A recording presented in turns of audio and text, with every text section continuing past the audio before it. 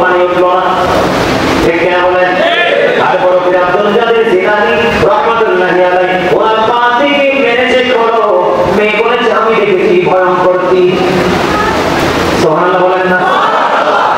আল্লাহু খায়রুল মাকিরিন, শ্রেষ্ঠ ক্ষমতার মালিক কে? আল্লাহ। শ্রেষ্ঠ কৌশলের মালিক কে? আল্লাহ। কোন ফায়াকুন, আল্লাহ যখন বলে যেটা হওয়ার হয়ে যায়, একটা সেকেন্ড দেরি হয় না। কারণ আল্লাহর ওলি যারা আল্লাহর গোলামি করতে করতে করতে করতে আল্লাহ এত বেশি কাছে চলে যায়, যেটা পৃথিবীর সাধারণ মানুষ কল্পনাও করতে পারে না, ঠিক কিনা বলেন? আমি বলছি আব্দুল কাদের জিলানী যিনি কাদিয়া তরিকার ইমাম দাদাভাই, ঠিক কিনা? বন্ধুরা আমার, ইনি কি করেছেন? এমন একজন আল্লাহর ওলি ছিলেন, বন্ধু কেমন করে বলবো, 18 পারা কোরআন মুখস্থ করেছে, সেটাও আপনারা জানেন। এটি আপনাদের ভালো মুখস্থ আছে, কারণ আহলে সুন্নাত ওয়াল জামাত সেটা সংস্কৃতি নিয়ে চর্চা করে সব সময়, ঠিক না? যেমন আমাদের সংস্কৃতির মধ্যে অন্যতম হলো কোন আল্লাহর ওলি যখন খাজা গরিবের নামাজকে নিয়ে একটা সময় আমরা প্রোগ্রাম করি, পড়বে আব্দুল কাদের জিলানীকে নিয়ে করি, আবু বকর সিদ্দিককে নিয়ে করি, ওমরকে নিয়ে, ওসমান আলীকে নিয়ে করি, প্রাণের নবী সুবহানাল্লাহ নিয়ে করি, আমাদের মধ্যে প্রেমের বাজারের কোনো ভাব না। আর যারা দুশমন তাদের কাছে তাদের বাজারে শুধু পকেট ভর্তি দেনা, এদের কাছে দাঁড়ানোই যায় না। এরা যেমন আল্লাহর ওলি বিশ্বাস করে না, এদের পূর্বপুরুষ আদি থেকে অন্ত পর্যন্ত এদের মধ্যে একটাও খুঁজে পাবেন না আল্লাহর ওলি, ঠিক কিনা বলেন? আর জোরে বন্ধুরা আমার, একদিন পৃথিবীতে আসার পরে বড় পীর আব্দুল কাদের জিলানী তার মায়ের কাছে দোয়া চায়, মায়ের কাছে ক্ষমা চায়, মা গো তুমি আমাকে ক্ষমা করে দাও, আমি তোমার সাথে বড় অন্যায় করেছি। এবার মা ডেকে ডেকে বলে, ওনার মায়ের নাম কি জানেননি? উম্মুল খায়র মা ফাতেমা, বাবার নাম হলো আবু সালেম মুসাজ্জাদকে, ঠিক কিনা বলেন? বন্ধুরা আমার, মার কাছে যখন ক্ষমা চাইলেন, মা ডেকে ডেকে বলে, বাবা গো তুমি তো কোনো অন্যায় করোনি, কেন ক্ষমা চাও? মা তুমি জানো না আমি তোমার সাথে কত বড় অন্যায় করেছি, দেখেছি গো মা। মা কই না বাবা না, তুমি আমার সাথে কোনো অন্যায় করোনি, অপরাধ করোনি। এবার গৌসে পাক ডেকে ডেকে বলতেছেন, মা তুমি একটু মনে করে দেখো, আমি যখন তোমার গর্ভে ছিলাম, তোমার আঙ্গুল খেতে মনে চেয়েছিল, তুমি আঙ্গুর বাগানের পোকার দিকে যখন হাতটা বাড়িয়েছিলে, পেটটা তোমার এত বেশি ব্যথা করেছিল, এই ব্যথার যন্ত্রণায় তুমি আঙ্গুর খাওয়ার স্বাদ পর্যন্ত ভুলে গিয়েছিলে, তোমার মনে আছে কিনা বলো? এবার মা ডাক দিয়ে বলে, বাবা বাবা গো আমার মনে আছে, তুমি যখন আমার গর্ভে ছিলা, এত বেশি আঙ্গুর খাওয়ার ইচ্ছা আমার হয়েছিল, সেদিন আমি আঙ্গুর খাওয়ার জন্য যখন পোকার দিকে হাতটা বাড়িয়ে দিয়েছিলাম, তখন আমার পেট ব্যথা শুরু হলো, আমি নিজের কথাই তো হারিয়ে ফেলেছি, আঙ্গুর খাওয়া তো তার দূরের কথা। এবার গৌসে মা ডেকে ডেকে বলে, মা গো সেদিন এমনি এমনি তোমার ব্যথা হয় নাই, এমনি এমনি তোমার পেটের মধ্যে যন্ত্রণা হয় নাই, মা তুমি যখন হাতটা বাড়িয়ে দিয়েছিলে, আমি তোমার গর্ভ থেকে দেখেছিলাম, আঙ্গুরের পোকাটার ওইভাবে একটা বিষাক্ত সাপ ওখানে ছিল, তুমি যদি হাতটা ওই পর্যন্ত পৌঁছাইতা, সাপ তোমাকে সবল মাত্র সাপের বিষের যন্ত্রণায় তুমি মারা যাইতা।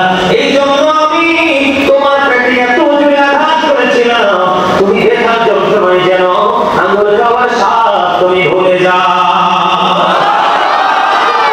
সুবহানাল্লাহ।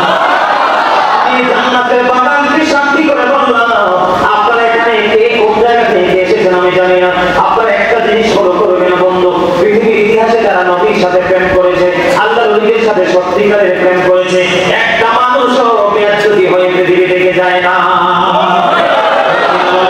আর বাংলাদেশের ইতিহাস থেকে যারা বলেছে আল্লাহর ওলির মাথার পা দিয়ে রাখি ভেঙে দেবে, তারা পা বসতে বসতে পচা পা দিয়ে তারা কবরে গেছে। যারা আমার নবীর দুরূদ সালাম দিয়ে ব্যঙ্গ করেছে, তাদের মুখে ক্যান্সার হয়ে তারা কবরে গেছে। যারা আল্লাহর ওলিদের বিরোধিতা করেছে, তাদেরকে আমার আল্লাহ লাঞ্ছিত করে, অপমানিত করে, নির্যাতিত করে, একেবারে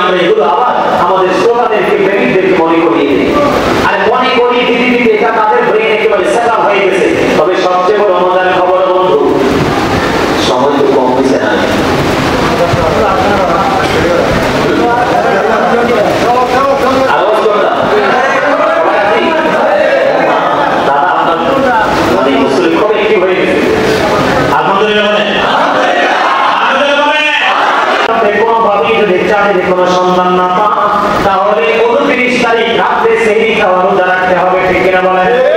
আর যদি ঈদের দুনিবাতে শাওয়ালের চাঁদ আসবে, শাওয়ালের চাঁদের 1 তারিখে পবিত্র ঈদুল ফিতর উদযাপিত হবে। কোনোভাবে যদি আপনারা কি না পান, কোন তথ্য না পান, চাঁদ ওঠার শাওয়ালের চাঁদ ওঠা, তাহলে কি করতে হবে? আপনারা দেশ বিদেশ থেকে আর বিদেশের সাথে তুলনা করে আমাদের দেশে আমল করলে হবে না, কারণ এক দেশে রাতের বাজে 12টা আর এক দেশে রাতের 12টা, ঠিক কিনা বলেন? তাদের সাথে মিল করে আমাদেরকে আমল করতে হবে বন্ধু। 29 তারিখ দিনটা ছিল মেঘাচ্ছন্ন, গুলি গুলি বৃষ্টি ছিল। এই রমজানের চাঁদটা উঠছে কিনা সেটা কেউ বলতে পারতেছে না। বন্ধুরা আমার, সকাল যখন হলো আসলেন, ওনার বাবার কাছে এসেছেন দলে দলে মানুষ সমাধানের জন্য। তিনি ছিলেন একজন বুজুর্গ আল্লাহর ওলি, সমাধানের জন্য আসলেন। এসে দেখলেন আবু সালেহ মুসা জঙ্গি বাড়িতে নাই। এবার ওনাকে যখন দেখলেন উনি বাড়িতে নাই, এবার ওই যে আমল খায় মা ফাতেমা রোদ থেকে সন্তানের ভিতরে বন্ধুরে আমার দলে দলে মানুষ বাড়িতে ভিড় করেছে, ভিড় জমাট বেঁধেছে। জমাট বাঁধার পর ওনার কাছে খবর গেল যে দলে দলে মানুষ এখানে একত্রিত হয়েছে আপনার কাছ থেকে তথ্য নেওয়ার জন্য, আপনার স্বামীর কাছ থেকে, যে আগামী গতদিন তো সামনের চাঁদে 29 তারিখ চলে গেল, চাঁদ রমজানের চাঁদ উঠেছে কিনা এটা আমরা কেউ তো জানি না, এখন কি করবো? এবার বন্ধু করবি আব্দুল কাদের জিলানী রাহমাতুল্লাহি আলাইহি ওনার মা ডেকে ডেকে বললেন, ঠিক ফজরের আযানের আগে আমার নবজাত শিশু পৃথিবীর বুকে কদম দিয়েছে, ঠিক ফজরের আযানের আগে আমার স্তন থেকে সে দুধ পান করেছে।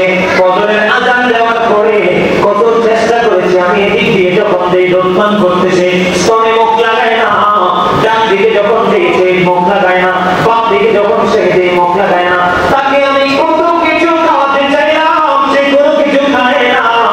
আমার কাছে মনে হয় রে গতকালকে চাঁদ উঠেছে, আমার সন্তান রোজা রেখেছে।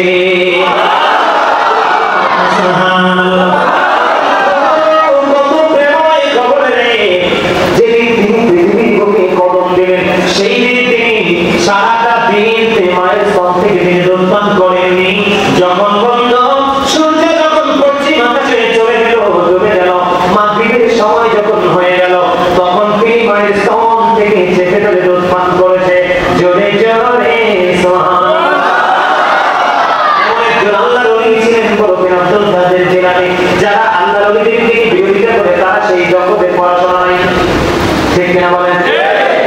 সিয়াসিস্তা থেকে হাদিস গ্রন্থ আল্লাহর ওলিদের কারামত নিয়ে তাদের শান, তাদের মর্যাদা, তাদের তিনি আল্লাহ রাব্বুল আলামিন এবং আল্লাহর হাবিব ওয়াজ করেছে। বন্ধু গাউসে পাকের জামানায় এমন এক সময় একটা মহামারী আসলো।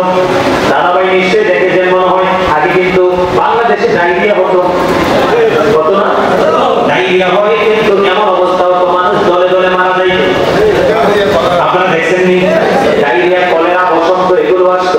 আমি ছোট থাকতে এগুলোর নাম শুনেছি, আল্লাহ রহমতে বড় হওয়ার পরে আর এগুলোর নাম শুনি নাই। আল্লাহ গোটা বাংলাদেশকে মুক্ত রাখুক, জোরে জোরে বলা আমিন। গাউসে পাকের জামানায় এমন একটা অবস্থা হলো, বন্ধু এই যে ডায়রিয়া, কলেরা শুরু হয়ে গেল, কোন রোগ ব্যাধি এমন ভাবে ছড়িয়ে ছিটিয়ে গেল, মানুষ কোনোভাবেই কিন্তু সেবার কোনো রাস্তা খুঁজে পায় না, ঔষধ খুঁজে পায় না। দেখেন আল্লাহর ওলিদের কারামত, তাদের ইজ্জত, তাদের শান। ওই যে আমি শুরুতে বলেছিলাম হাদিস শরীফ থেকে, আল্লাহর ওলিদের হাত হয়ে যায় আল্লাহর কুদরতি হাত। আপনারা বলেন না ঠিক কি? আমার বানানো কথা না, কোরআনের দলিল। আল্লাহর ওলিদের হাতের উপর থাকে আল্লাহর কুদরতি হাত। বায়াত মানে হলো অঙ্গীকারবদ্ধ হওয়া, প্রতিশ্রুতিবদ্ধ হওয়া। আল্লাহর ওলি আপনাকে যে ইনস্ট্রাকশন দেবে সেটাকে আপনি ফলো করে সামনের দিকে এগিয়ে যাওয়া। বন্ধু তিনি কি করলেন? তৎকালীন সময়ে আমি গাউসে পাকের ঝুঁকি থেকে বন্ধু তথ্যটা সংগ্রহ করলাম। উনি মসজিদের আমিনা থেকে, তৎকালীন সময়ে মসজিদের আমিনা থেকে তিনি দেখবেন মসজিদের সামনে দুবার ঘাস উঠে ওঠে না। গাউসে পাক তিনি মসজিদের সামনে থেকে বন্ধু ঘাস উঠে ওঠে, ছোট্ট ছোট্ট টুকরো টুকরো করে তিনি যাকে যাকে দিয়েছিলেন। বিশ্বাস করে যারা যারা ভক্ষণ করেছিল, এটা দুবার খাওয়ায় না,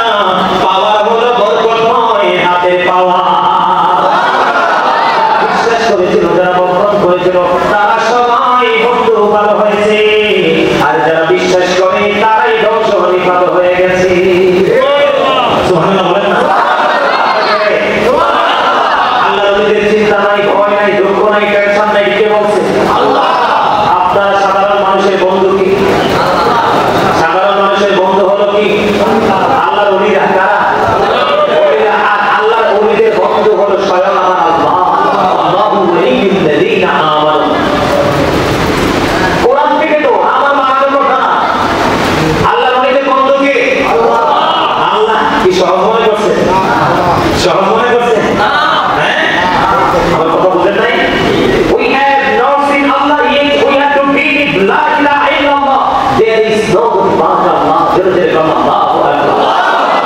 আমরা কি আমাকে দেখছিলাম, আজও দেখছি, ভবিষ্যতে দেখবো, কিন্তু তারপরও বিশ্বাস তো করেছি, আজও করছি, ভবিষ্যতে করবো। বিশ্বাসটা জুগিয়েছেন কে?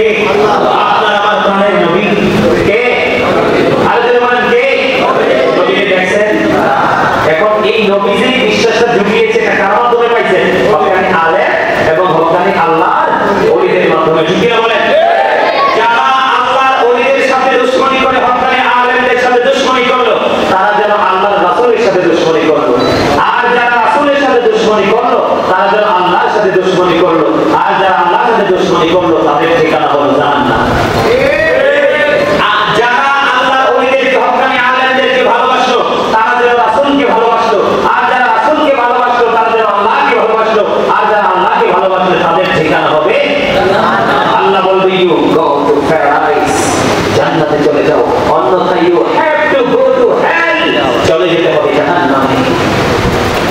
ঠিক না? ভালোবাসা কি? ভালোবাসলে লাভ না লস? আরো জোরে এই ভালোবাসতে চান কাকে? আল্লাহকে। তো আল্লাহকে কি ডাইরেক্ট পাবে, ভালোবাসতে পারবে? ধাপে ধাপে এগিয়ে যেতে হবে, এই করতে হবে। আমাকে যখন আপনাদের এখানে দাওয়াতের জন্য আমাকে ফোন করা হলো, যখন আমাকে পুরনো পরিচয়টা দিয়েছে, তখন কিন্তু আমি আর দেরি করি না। দাদা অন্য সময় তো মাহফিলে দাওয়াত দিলে বলি যে তুমি তাড়াতাড়ি হাদিয়া মাহফিল হাদিয়া পাঠাও, কনফার্ম করো। আমি মাহফিল লেখ বানাইলে কিন্তু পাবা না, কারণ আমাদের ব্যস্ত সময় দৌড়াদৌড়ি কাফির মতো করতে হয়। আর এই যে আমাদের যে দাওয়াত দিতে ওনাকে জিজ্ঞেস করেন, উনি আমাদের শুধু ফোন দিয়ে একবার বলছে যে হুজুর আমাদেরকে একটু 27 তারিখ মাহফিল আপনি আসতে হবে, মাস্ট বি। অনেকদিন পরে আমাকে ফোন দিয়েছে পরে আমি উত্তর দিয়েছিলাম যে আপনার প্রোগ্রামটা নোট করি নাই, কিন্তু মুখস্থ করে রাখছি। কি করে রাখছি? এটা কি একদিন হয়ে গেছে? ডাইরেক্ট হয়ে গেছে? এটা প্রক্রিয়ার মাধ্যমে হয়েছে। কথা বলেন ঠিক না? এটা একটা প্রক্রিয়ার মাধ্যমে হয়েছে। ঠিক তেমনি আল্লাহকে পেতে হলে রাসূলের কাছে যেতে হবে, আর রাসূলকে পেতে হলে, রাসূলকে চিনতে হলে আপনাকে রাসূল প্রেমিকদের কাছে যেতে হবে। আমি একটা গজল লিখেছিলাম, খুব সুন্দর, একটু গাইবো? শুনবেন আপনারা? অল্প একটু শোনাবো, বেশি না, কারণ আমি আলোচনা করতে হবে।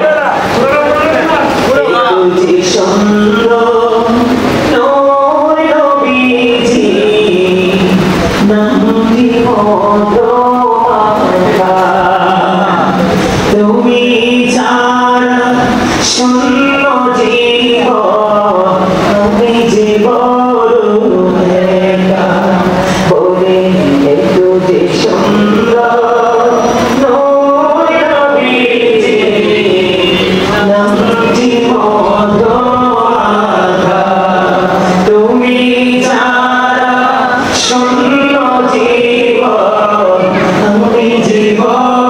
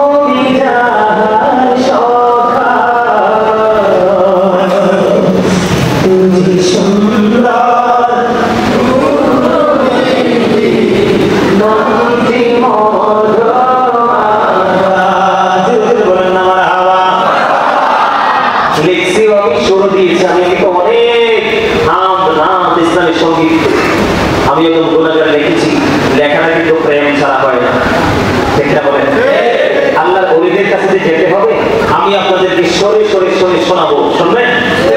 সবাই শুনবেন? ইসলাম কি জানতে চাইলে উত্তর হবে কি? মুসলিম নামে এই কথাটি কয়জন ভেবেছি, কয়জন ভেবেছি? ইসলাম কি জানতে চাইলে উত্তর হবে কি? মুসলিম নামে এই কথাটি কয়জন ভেবেছি, কয়জন ভেবেছি? আল্লাহরই চাও বান্দার প্রতি অর্জন করা নবীর খুশি। আল্লাহরই চাও বান্দার প্রতি অর্জন করা নবীর খুশি। নবীতে গোলামের খবর শুনেছি, মুসলিম নামে এই কথাটি কয়জন ভেবেছি, কয়জন ভেবেছি? বলেন ইসলাম কি জানতে চাইলে, ইসলাম কি জানতে চাইলে উত্তর হবে কি? মুসলিম নামে এই কথাটি কয়জন ভেবেছি, কয়জন ভেবেছি? আল্লাহরই চাই কাজ করো, রাসূল প্রেমিক মুর্শিদ ধরো। বলেন আল্লাহরই চাই কাজ করো, রাসূল প্রেমিক মুর্শিদ ধরো। দুজাহানের সুখের বান্দা তোমায় দিয়েছি,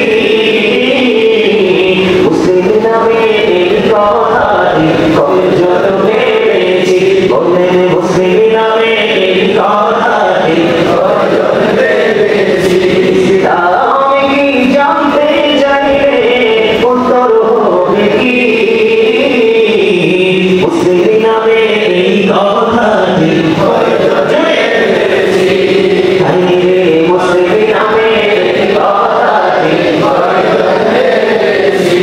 যে মুর্শিদ আল্লাহর চায় কাজ করে যায় সর্বদা, সেই মুর্শিদের চায় আমি পিছে রয়েছি।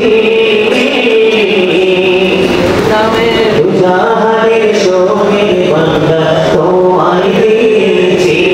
বলেন দুজাহানের শোকের বান্দা তোমায় দিয়েছি। মজা লাগছে? আমি আপনাদেরকে সোলকে ফলো করতে বলি নাই, আমি ফলো করতে বলেছি কথাগুলোকে। বুঝতে পারছেন আপনারা কিছু? যেই মুর্শিদে আল্লাহর ইচ্ছায় কাজ করে যায় সর্বদাই, সেই মুর্শিদের ইচ্ছায় আমি বেশি রয়েছি। কার কথা? বুঝতে হবে।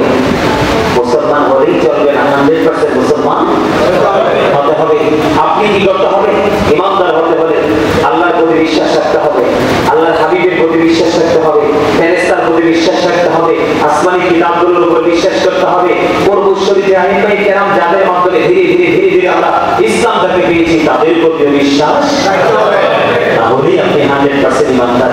একটু মানলেন আর একটু মানলেন না, একটু আল্লাহর ওলিদেরকে অবিশ্বাস করা, তাদের বিরুদ্ধে বিদ্বেষ পোষণ করা, তার মানে আল্লাহর কোরআনের আয়াতের প্রতি বিদ্বেষ পোষণ করা। আল্লাহ নিজে ওয়াজ করতেছে আল্লাহর ওলিদের পক্ষে, আর আপনি চিন্তা করতেছেন আল্লাহর ওলিদের বিপক্ষে। এত বড় দুঃসাহস আপনাকে কে দিল? বুঝতে হবে। আংশিক সরিষা পরিমাণ আল্লাহর হুকুম, আল্লাহর ওয়ার্ডার, আল্লাহর বক্তব্যকে যদি আপনি একটু সময়ের জন্য সামটাইম যেটাকে বলা হয়, একটু যদি আপনি কি করেন অবিশ্বাস করেন, তাহলেই কিন্তু আপনি ধ্বংস। এতে বিন্দু পরিমাণ কোনো সন্দেহ নেই। ঠিক কিনা বলেন? আল্লাহর ওলিদের সাথে প্রেম লাগাবেন তো? প্রেম করতে হয়। আপনার আল্লাহর ওলির সাথে প্রেম লাগাবেন কি জন্য? আপনিও যেন আল্লাহর ওলি হতে পারেন। সাধারণ মানুষটা কি আল্লাহর ওলি হতে পারে না? অবশ্যই পারে। সেই পন্থা আল্লাহ রাব্বুল আলামিন আমাদেরকে শিখিয়ে দিয়েছেন। বিশেষ করে প্রত্যেকটা জুমার দিনে কমপক্ষে 80 বার দরুদ পড়বেন। কতবার? 80 বার। আল্লাহ রাব্বুল আলামিন ওই নবীর প্রেমিকের 80 বছরের সগীরা গুনাহ মাফ করে দিবেন। দাইলামি শরীফের মধ্যে এসেছে হাদিসটা না, হাদিসের রাবী হলেন হযরত আনাস রাদিয়াল্লাহু তাআলা আনহু। তিনি বলেছেন মদিনাওয়ালার সাথে প্রেমের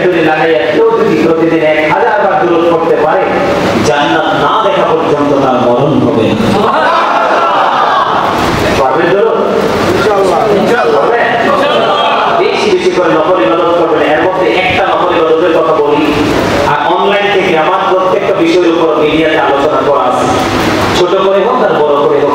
মোস্ট ইম্পর্টেন্ট জায়গাগুলো আমি আমার বক্তব্যের মাধ্যমে আপনাদের সামনে, দর্শকদের সামনে উপস্থাপন করার চেষ্টা করি। মাগরিবের নামাজের পরে কিন্তু একটা নামাজ আছে স্পেশাল, এটার নাম কি? সালাতুল আওয়াবিন। কয় রাকাত? 2 রাকাত করে সালাত দিয়ে আপনাদেরকে আমি বলি, মাগরিবের নামাজটা শেষ করার পরে প্রয়োজন ছাড়া অপ্রয়োজনীয় কোনো কথা বলবেন না। কি করবেন না? অপ্রয়োজনীয় কোনো কথা বলবেন না। যদি বিশেষ প্রয়োজন হয় তাহলে তো বলতেই হবে, তবে না বলার চেষ্টা করবেন। প্রত্যেকটা দিন যদি আপনি মাগরিবের নামাজের পরে 6 রাকাত আওয়াবিন নামাজ পড়তে পারেন অত্যন্ত আদবের সাথে, আল্লাহ রাব্বুল আলামিন আপনাকে আমাকে একবার স্পষ্ট করে আল্লাহ হাবিবের মাধ্যমে জানিয়ে দিয়েছেন, একদিন এই আওয়াবিন পড়ার কারণে ওই ব্যক্তির আমলনামায় 12 বছরের নফল ইবাদতের সওয়াব দেওয়া হবে। শুনেন সম্মানিত উপস্থিতি, ফরজ ইবাদতের মাধ্যমে আপনার কাছাকাছি যাওয়া যায়, কি করা যায়? আর নফল ইবাদতের মাধ্যমে আল্লাহ রাব্বুল আলামিনের মায়ার বান্দা হওয়া যায়। কথা কি বুঝে আসছে? এখন তো ম্যাক্সিমাম সময় দেখা যায় আসরের আগে সুন্নত পড়েই না, এশার নামাজের আগে 4 রাকাত সুন্নত পড়ে না। ইমাম সাহেবরা অনেক সময় লিখে যায় আইসাই, ঠিক না বলেন? জুমার দিনেও দেখা যায়, এই আপনারা হয়তো জানেন না, আমার দাদা ভাই আছে, উনি আমার থেকে অনেক বিজ্ঞ, আমি কিন্তু জানি, আমি ওনার নাতি বয়সে হব। ওনারা এগুলো দিন বছরের পর বছর, সময়ের পর সময় কিন্তু এই বিষয়গুলোর উপর আপনাদের কি করেছে। আমরা এতটাই পৃথিবীর লোক লালসায় পড়েছি, তাহিয়াতুল ওযুর নামাজটা পড়ার নিয়ম কি জানেন? মসজিদে ঢুকে না বসে দাঁড়িয়ে, মসজিদে প্রবেশ করে 2 রাকাত পড়া। দেখবেন ম্যাক্সিমাম ইমাম সাহেবরাও কিন্তু ওইটাই কি, কারণ মাস্টার থেকে না ছাত্র শিখবে, ঠিক না? এখন মাস্টার যদি ঠিক না হয়, স্টুডেন্টকে ঠিক হবে না, হবে না, হবে না। সবাই উপস্থিতি, আমি আসলে প্রতিদিন কালকে দিনে রাত্রে আলোচনা আসছি, আর কালকে রাত্রে আসছি অনেক রাত্রিতে, এরপরে আবার এই ঘুম থেকে উঠতে নামাজটা বেড়ে একটু খাইয়ে আবার গেলাম জমা থেকে আসতে দিতে পারিনি। আপনাদের উদ্দেশ্যে অনেক কন্টিনিউ দৌড়াদৌড়ি, তারপর আরো কিছু কথা বলবো আপনাদের সামনে, যেটা না বললেই নয়। সবাই উপস্থিতি, একটা জিনিস যেটা আমাদের মাঝে সবচেয়ে বেশি এখন বিকট আকারে ধারণ করেছে, সেটা হলো মানুষের সাথে খারাপ ব্যবহার করা। কি করা? হযরত আবু হুরায়রা রাদিয়াল্লাহু তাআলা আনহু থেকে হাদিস বর্ণিত, আমার নবী বলেছেন, একজন রাসূলকে এসে প্রশ্ন করলেন, ইয়া রাসূলুল্লাহ, ওই মহিলাটা অনেক বেশি দান সদকা করে, ইবাদত করে, কিন্তু তার ব্যবহারে মানুষ অসন্তুষ্ট হয়, তার মানে তার আচরণে মানুষ কষ্ট পায়। আল্লাহ রাসূল বললেন সে জাহান্নামী। আরেকজন ইশারা করে রাসূলকে বললেন, ইয়া রাসূলুল্লাহ, ও তো বেশি ইবাদতও করে না এবং ও তো বেশি দান সদকাও করে না, কিন্তু তার আচরণ এত মিষ্টি, তার আচরণে মানুষের অন্তরে শান্তি আসে, তার ব্যবহারে মানুষ সন্তুষ্ট হয়। আল্লাহ রাসূল বললেন সে জান্নাতি। আল্লাহ রাসূল বললেন সে কি? তাহলে আপনি নামাজ পড়লেই হবে না, দান করলেই হবে না, পাশাপাশি আচরণটাও সুন্দর করতে হবে। এটার নাম হলো সুন্নিয়ত। এটার নাম কি? এবার আসেন, দয়া করে কথা বলবেন, আবার বলছি, মানুষের আসল হলো তার আত্মা, দেহ নয়। চামড়া 2 টাকা দামও তো নাই। এই পাখি বের হবে, আপনার একবার বের করলে আর ঘরে ঢুকাবে না। আদু সমান পানির মধ্যে গত কয়েকদিন আগে কোথায় গেলাম, ওই যে দাপন করার জন্য আমাদের এক লোক, ভালোবাসার মানুষের ছিলেন, আমার অনেক উপকার করতেন। ফজরের নামাজ পড়ে তিনি ঘুমাইলেন, নাস্তা খাওয়ার জন্য যখন ওনাকে ডাকলেন, গিয়ে দেখো উনি মৃত্যুবরণ করেছেন।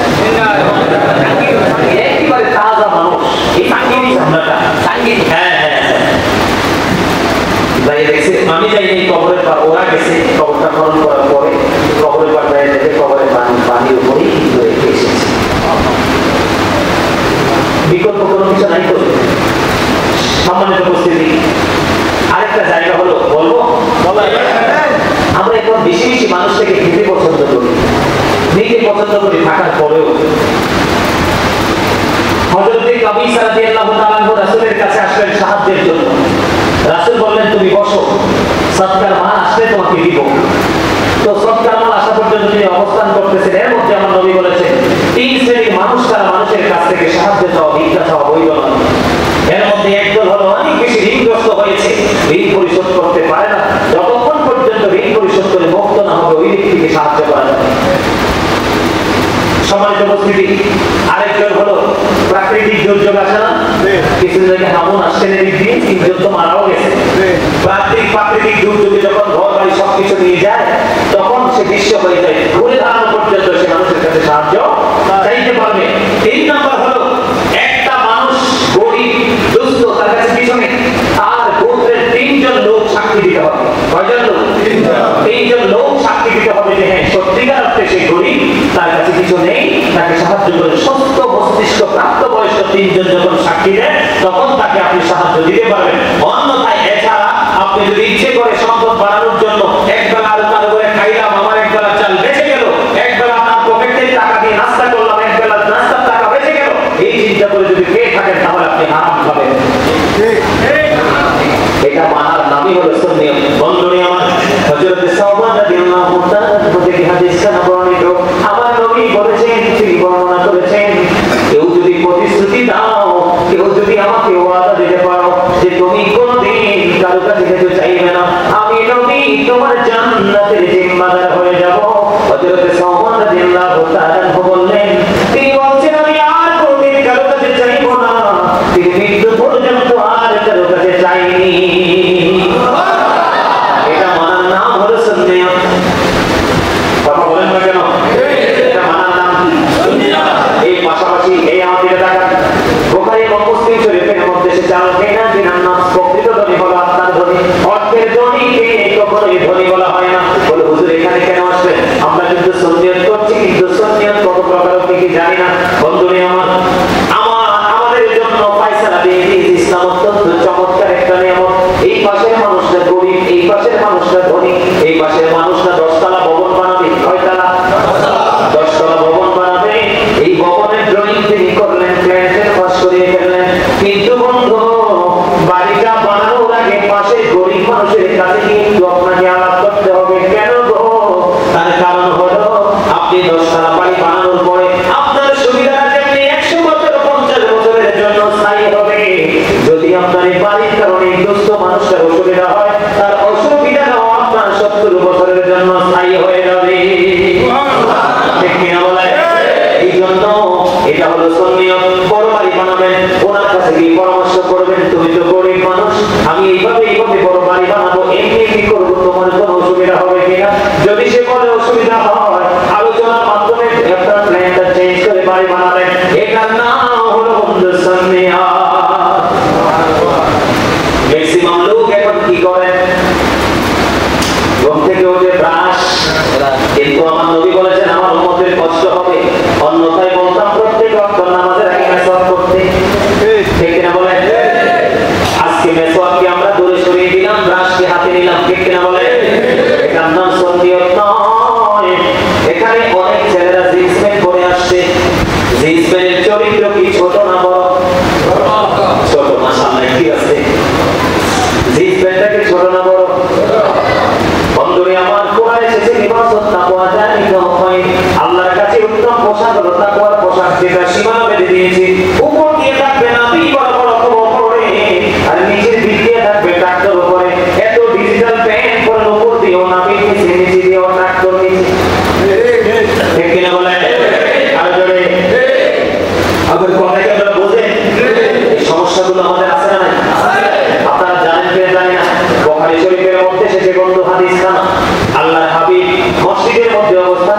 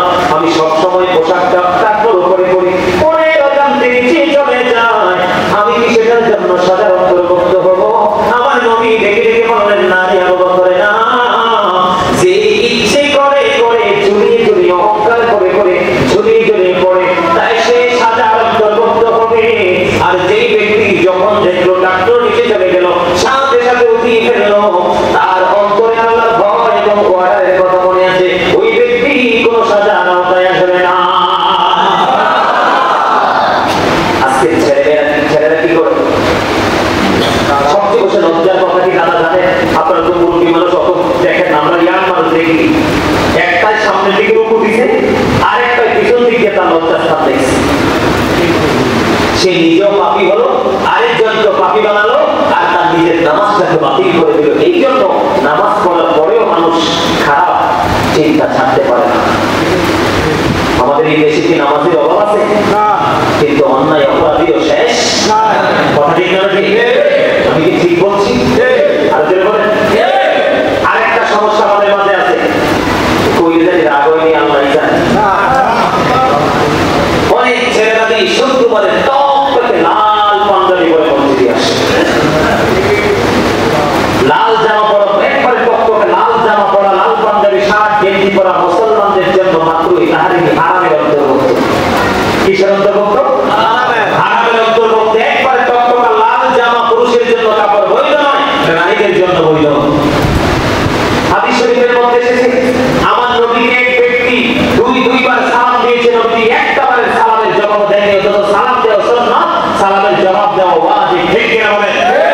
ইয়া রাসূলুল্লাহ, ইয়া হাবিবাল্লাহ, নবী গো সমস্যাটা কি? আমার নবী সালাম দেয়নি, রাগান্বিত হয়ে গেছেন। তার কারণ হলো সে লাল জামা পরেছিল, এই জন্য নবী তার সালামের জবাব দেয় না। সাবধান হতে হবে। লাল কাপড় পরা যাবে না, পরবে না আজকের পর থেকে। স্বর্ণের আংটি দেওয়া যাবে না, হারাম। গলায় সেল করা যাবে না, স্বর্ণের হারাম।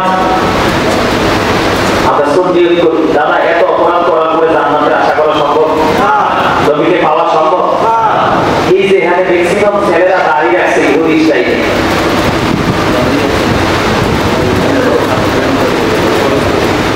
দাদা আরেকটা মজার কথা মনে করে দিচ্ছি, আপনারা যে হাফ প্যান্ট পরেন, দাদা কিন্তু ওইটা ঠিকই দেখছে। অনেক সময় দেখা যায় ফুল প্যান্ট পরার পরেও আসল জায়গাটা সিগা একটা দোষ ইউটি। দাদা আমি বলি না, তুই যে সিগা প্যান্টটা কিনছো, দোকানদারে কি সিগা টাকা দিচ্ছ? কর না হুজুর, তুই 12 টাকা দিয়ে সিগা প্যান্ট কেন করছিস? করে স্টাইল মাইন্ডটাও দিবে একবার স্টাইলিশ করে। কথা বলেন না কেন? এই বর্তমান সময়ে মানুষের অপরাধগুলো করছে কিনা?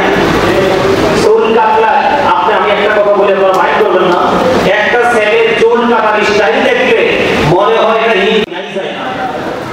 আমি সে কথা বলছি, এটার জন্য দায়ী কে?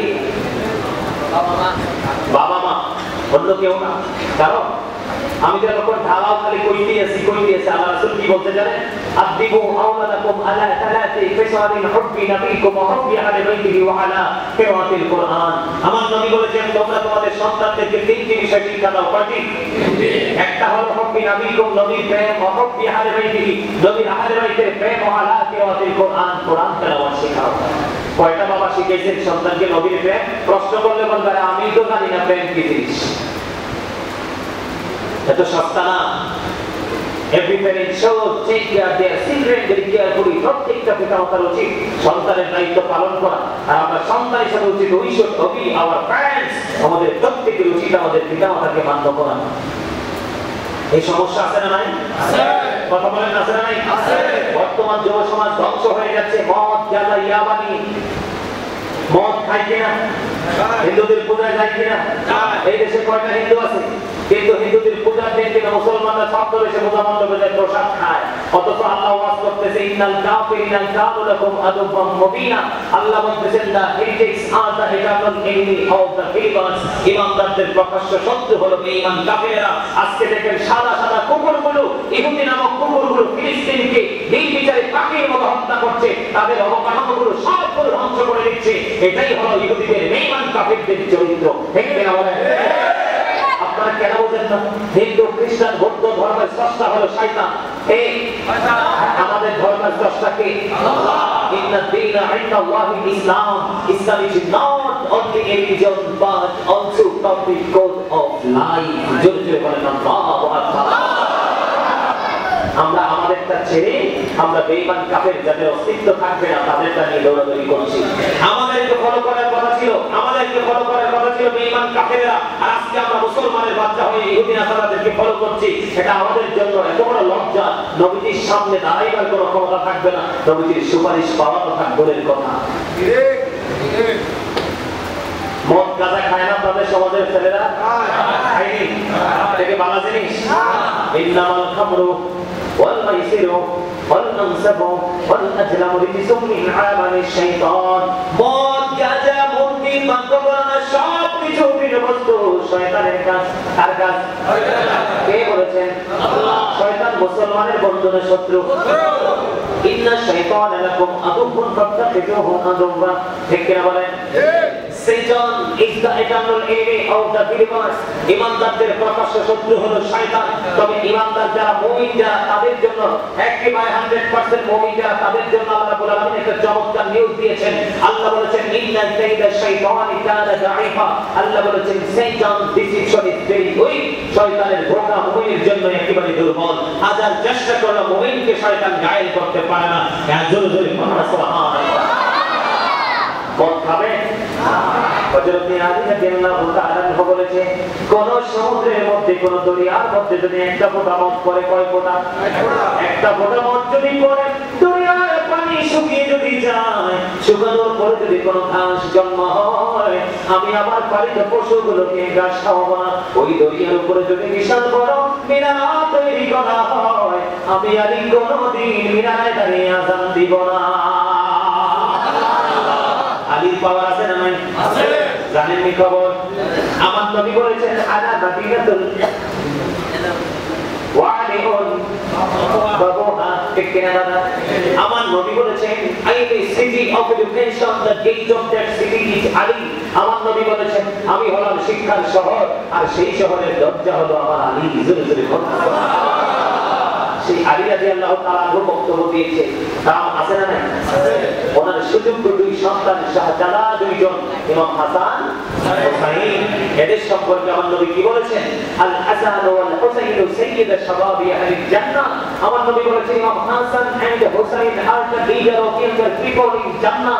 আমার নবীজি চমৎকার ভাবে বলেছেন, জোরে জোরে বলুন সুবহানাল্লাহ। এই যুবকের দল যদি ইমাম হাসান হুসাইনকে যদি ভালোবাসতে পারো, তারা হবে তোমাদের জান্নাতে তোমাদের নিজাত। সুবহানাল্লাহ করেন। ওয়াজ করতেছি আমি, আর দুর্বল হয়ে পড়ছেন আপনারা, তাই না? দুর্বল হন নাই? হইছে না? আলহামদুলিল্লাহ বলেন। আলহামদুলিল্লাহ। তাহলে তাদের দাম আছে না? আছে। আমি আপনাদেরকে एग्जांपल স্বরূপ ছোট ছোট ভাবে এগুলো মনে করিয়ে দিচ্ছি। পূজায় যাওয়া যাবে না, মদ খাওয়া যাবে না, রাশি গণনা করা যাবে না। এগুলো কার কাজ? কে বলেছে? আল্লাহ। সাবধান হতে হবে। এগুলো করার পরে যদি আমরা বলি সুন্নি জামাত করি, হইব না। সুদ খাওয়া আছে না নাই আপনাদের সমাজে? আছে।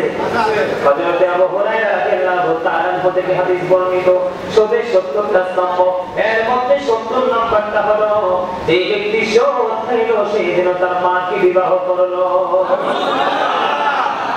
কোন সন্তান পারবে তার মাকে বিবাহ করতে? এটা পারবে না, কিন্তু মাকে বিবাহ করার মতো প্রাপ্ত কন্টিনিউ করে যাচ্ছে। ঠিক। নাউযুবিল্লাহ বলেন। নাউযুবিল্লাহ। এমনি করে করে করে করে প্রত্যেকটা জায়গা আমরা নোংরা করে ফেলেছি। ঠিক।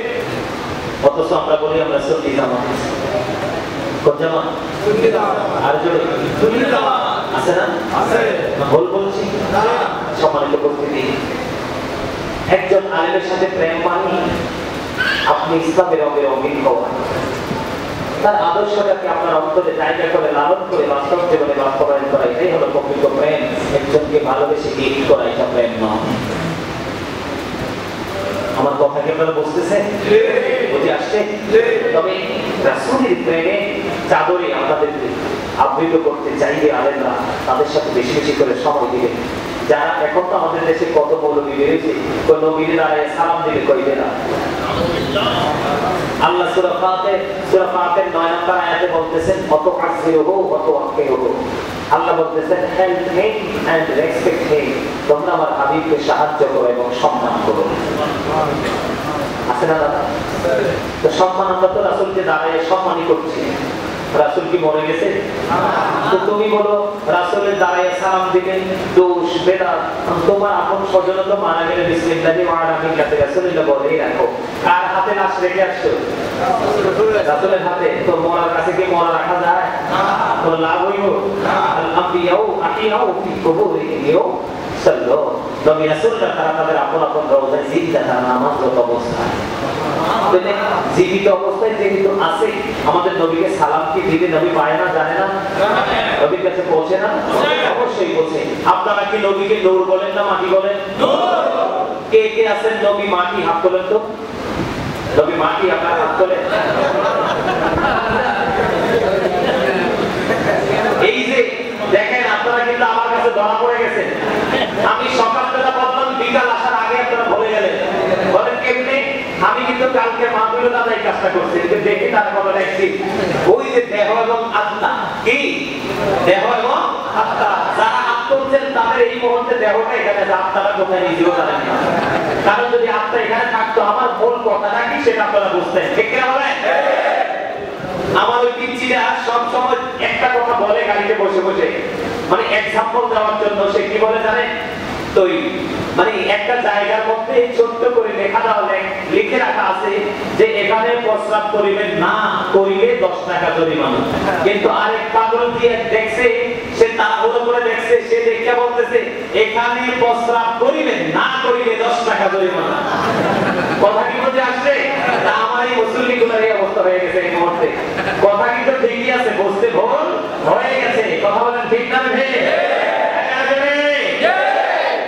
হলে চলবে না যখন তোমার কেউ ছিল না তখন ছিলাম আমি এখন তোমার সব হয়েছে পর হয়েছে আমি যখন তোমার কেউ রবে না রব শুধু আমি আমার কাছে আসতে হবে মনে রেখো তুমি তোরা চাষলে কিছু কারো কাছে খোদার মধুর ছাড়া অন্যের ওপর ভরসা ছেড়ে নিজের পায়ে দাঁড়া কথা কিছু বুঝছেন আমলহীন গান যেন বৃষ্টি শূন্য মেঘমালা কৃপণ ধনী মানুষ যেন ফল ছাড়া গাছ লজ্জাহীন নারী যেন লবণ শূন্য খাবার তাওবাহীন যৌবন যেন চাঁদ শূন্য ঘর অত্যাচারী বাদশা যেন রক্ষক শূন্য মেষপালক ব্যাখ্যা করবেন চিন্তা করে করে গবেষণা করবেন এই কথার ব্যাখ্যা এটার মূল সারমর্ম কিন্তু অনেক বড় আমার নবী নূর না মাটি বিশ্বাস করেন তো নবী যখন হয় নাই পৃথিবীতে হয় নাই মাটি আসবে থেকে বিশ্বাস করেন না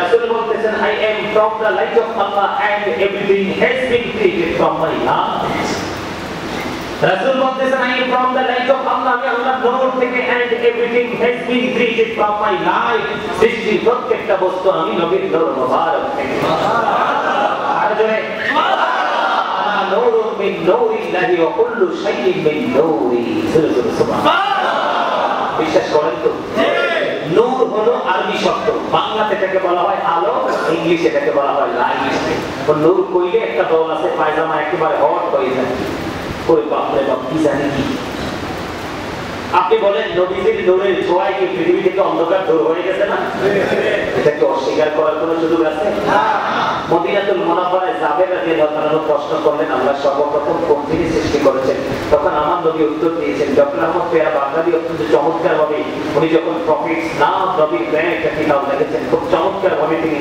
শুরু থেকে শেষ ফার্স্ট টু লাস্ট পর্যন্ত একদম একুরেট কমপ্লেক্সে রাইটিং এর মাধ্যমে তিনি শেষ করেছেন ইংলিশের মাধ্যমে কারণ ওনার তো দিনের দাওয়াতটা ছিল সবচেয়ে বেশি বেঈমান কাফের আমেরিকা লন্ডন অস্ট্রেলিয়া কানাডা ইহুদিদের নাসারাদের দেশে উনি বলছেন চমৎকার ভাবে তিনি বলছেন ও Prophet Muhammad sallallahu alaihi wasallam said O Zabir surely the very first thing Allah created was my life jure kopna subhanallah Jaber রাদিয়াল্লাহু তাআলা তিনি ক্যান্ডেল করে আল্লাহ রাসূল বলেছেন আল্লাহ সর্বপ্রথম আল্লাহর হাবিবের নূরকে সৃষ্টি করেছেন আল্লাহ হাবিবকে সৃষ্টি করেছেন আল্লাহ রাসূল বলেছেন I was a prophet when Adam was mixture of water and mud আমি ওই সময় নবী যখন আদম ছিল কাদামাটি এবং পানির মাঝে তার মানে এখনো আদম হয় নাই তখন আপনার আমার নবী ছিল নবী সুবহানাল্লাহ নবী নূর 100% এতে কোনো সন্দেহ নাই আর কোনো সন্দেহ Allah is calling all follow his law and light for eternal success Allah সব কিছু কিন্তু আল্লাহ রাব্বুল আলামিন ফলো করতে বলেছেন দুইটা দিক একটা হলো ল এন্ড লাইট একটা হলো নূর আর একটা হলো আইন আল্লাহর কোরআন এবং আল্লাহর হাবিব দুইটাকে ফলো করো ফর eternal success তাহলেই তোমরা চিরস্থায়ীভাবে সফলতা অর্জন করতে পারবে সুবহানাল্লাহ জোরে জোরে বলেন সুবহানাল্লাহ আমেরিকার গবেষক মাইকেল এইচ হার্ট তিনি বলেছেন the 118 of the most influential person in the history. Doctor Ahmad Peyara Baghdadi বলেছেন of all the great religious personalities of one prophet, Muhammad sallallahu alaihi wasallam was the most successful. জোরে জোরে বলেন আল্লাহু আকবার।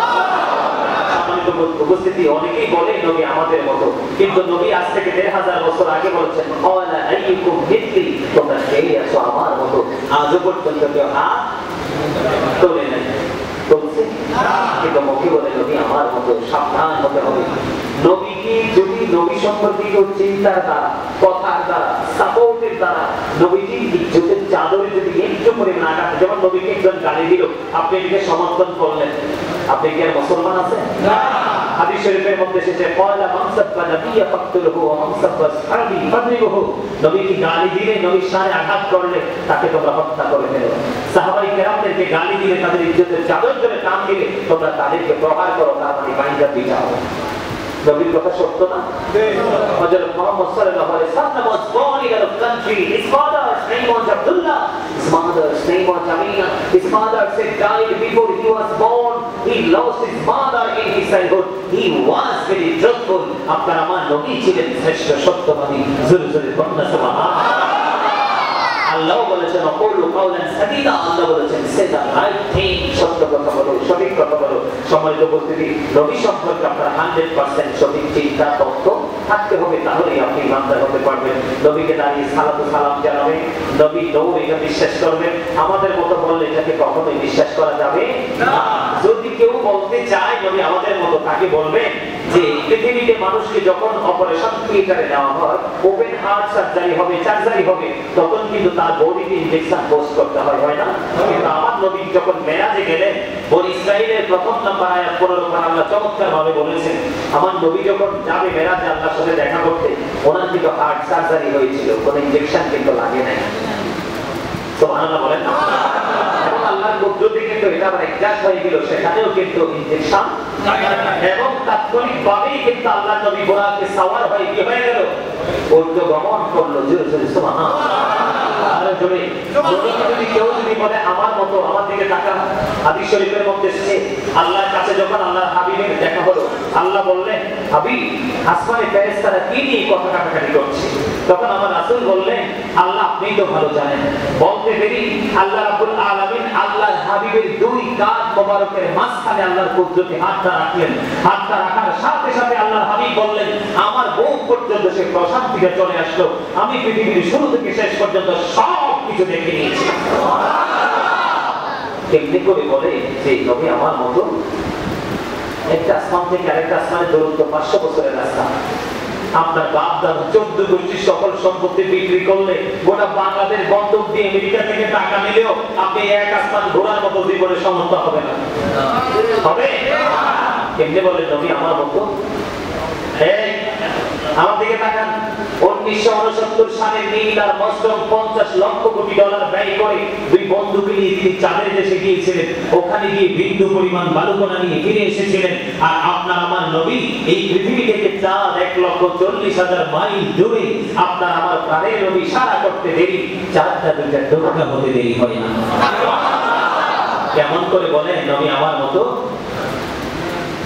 বিশ্বের অ্যাস্ট্রোনমার যারা তাদের গবেষণার অফিসে আকাশের মধ্যে 200 crore গ্যালাক্সি আছে, আকাশের মধ্যে 200 কোটি ছায়াপথ আছে, প্রত্যেকটা ছায়াপথের মধ্যে 10,000 কোটি করে তারা আছে। এর মধ্যে একটা তারার নাম হলো নিউটন স্টার। এই নিউটন স্টার তার একটা চামচ পদার্থের ওজন 1000 মিলিয়ন টন। একটা তারকার একটা চামচ পদার্থের ওজন যদি 1000 মিলিয়ন টন হয়, তাহলে একটা তারার ওজন কত হতে পারে বের করার ক্ষমতা সৃষ্টির কারণে, ঠিক কিনা বলেন? যে আসমানে তো ওজন ধারণ করতে পারে, আসমানকে তো আল্লাহ বলল কোরআনটা নিতে দিলেন না, কয় কোরআনের ভার সইতে পারবো না। জমিন এত লোড সহ্য করতে পারে, জমিনকে বলল কোরআন দিতে নাকচ করে দিয়েছেন। কারণ পানির সাথে পানি মিশে, মানুষের সাথে মানুষ মিশে, হাঁসের সাথে হাঁস, মুরগির সাথে মুরগি, ঠিক কিনা বলেন? নূরের সাথে নূরই মিশে।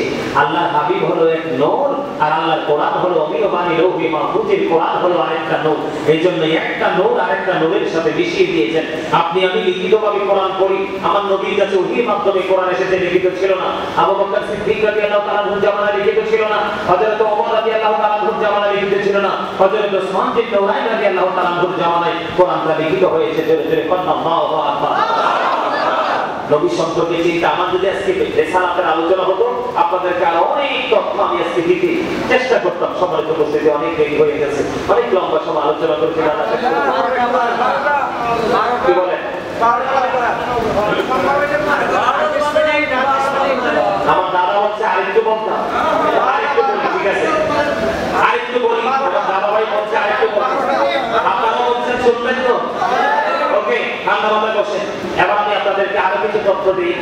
যেই তথ্যটা হলো রাসূল সাল্লাল্লাহু আলাইহি সাল্লামের সাথে বেয়াদবি করলে যে তাকে এখনকার যুগের মানুষ বলে যে তার সাথে কি কথা বলছে আর কি মিস্টেক হয়ে গেছে, তাকে ক্ষমা করে দাও, মাফ করে দাও।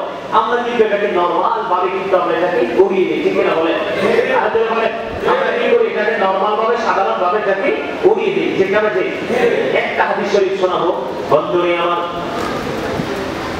এক খ্রিস্টান তিনি কি করলেন, বুখারী শরীফের মধ্যে এসেছে হাদিসটা না, তিনি খ্রিস্টান ধর্ম ত্যাগ করে তিনি মুসলমান হলেন। মুসলমান হওয়ার পরে সূরা বাকারা সূরা আল-ইমরান তিনি তেলাওয়াত করলেন। তেলাওয়াত করতে করতে আল্লাহ রাসূলের ওহী লেখার দায়িত্ব তিনি পাইলেন। কি করলেন? ওহী লেখার দায়িত্ব পাইলেন। ওহী লেখার দায়িত্ব পাওয়ার পরে ওহী লিখলেন, কিন্তু তিনি আবার পরে একটা সময় এসে তার ধর্মে ফিরে গেল এবং মানুষের কাছে অপপ্রচার করতে শুরু করলো যে নবী মুহাম্মদ যেটুকু লিখে দিতাম সেইটুকুই জানতো, তার বেশি জানতো না। এটাকে কিন্তু তিনি বলতেছেন, অন্যরা কি করতেছেন? সাপোর্টও করতেছেন। বন্ধু দেখতে দেখতে দিন শেষ হয়ে গেল, আয়াত বন্ধ হয়ে গেল। আয়াত যখন শেষ হয়ে গেল উনি মৃত্যুবরণ করলো। আপনারা দেখছেন ব্রিটিশ দ্বিতীয় রানী এলিজাবেথ যে মারা গেছে, লন্ডনের প্রধানমন্ত্রী। আরো আগে দেখছেন মাটি দিছে কেমনে দেখছেন? অনেক দামি কাঠ দিয়ে, চন্দন কাঠ দিয়ে বন্ধু কপিল বানিয়ে মাটিতে রাখলো। খ্রিস্টানরা মারা গেলে কিন্তু এভাবে তাদেরকে সমাহিত করা হয়। যখন তাকে কবরে দাফন করলো বন্ধু পরে দিন সকালবেলা চলে গেল তার বংশজন দেখার জন্য যে দেখে ওই লাশটা মাটির কবর থেকে বাইরে বের করে ফেলে রেখে দিয়েছে।